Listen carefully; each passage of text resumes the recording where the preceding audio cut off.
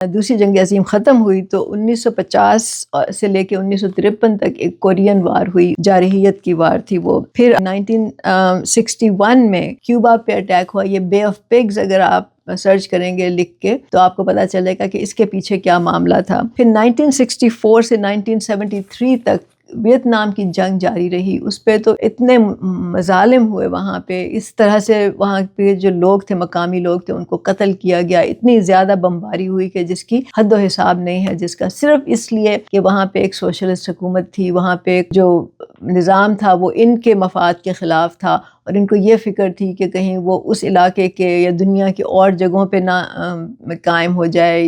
इसके नज़रिए से बाकी जो दुनिया के लोग हैं वो ना मुतासिर हो के इस तरह के रेवोल्यूशंस करने लगे। तो इसलिए अमेरिका ने ना सिर्फ ये कि वहाँ के लोगों को मारा, बल्कि अपने भी लोगों को भी जंग व जदल में डाल के उनकी भी जानें ज़ाया की।